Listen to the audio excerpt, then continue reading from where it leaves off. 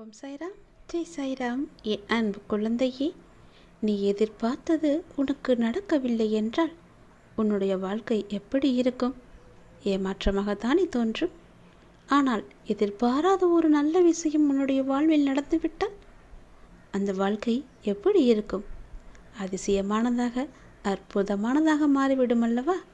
அப்படிதான் உன்னுடைய வாழ்வில் என்னுடைய அதிசயம் நிகழப்போகின்றது. உன் வாழ்க்கை மிகவுமே நன்றாக இருக்கப் போகிறது.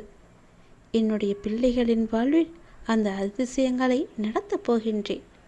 உன்னுடைய வாழ்க்கையில் அவ்வளவுதானா என்று நினைத்து கொண்டிருந்த ஒரு வேண்டுதல், ஒரு விஷயம், ஒரு பிரச்சனை இப்போது நல்லபடியாக முடியப் போகிறது.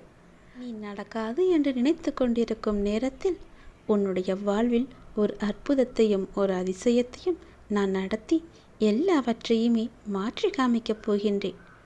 உன் கண்ணீரில் கரைந்து விட்டது உன்னுடைய கர்ம வினைகள் அனைத்துமே. நீ கண்ணீரை சிந்தியே உன்னுடைய கர்ம வினைகளை நீக்கிவிட்டாய்.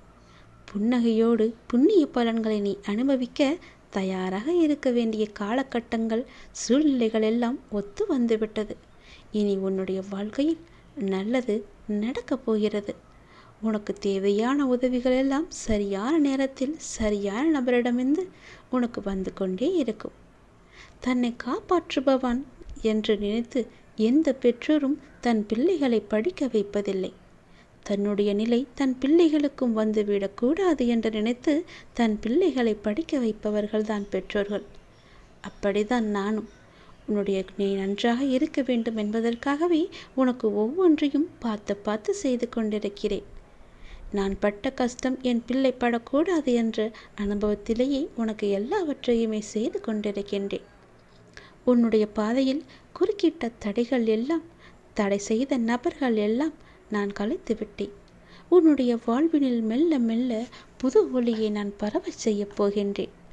நீ எத்தனை அன்பாக என் மீது பக்தி கொண்டு என்னை வணங்கி கொண்டிருக்கின்றாய். என்னை எந்த அளவுக்கு நீ நம்பி ஒவ்வொரு செயலையும் நீ செய்து கொண்டிருக்கின்றாய்.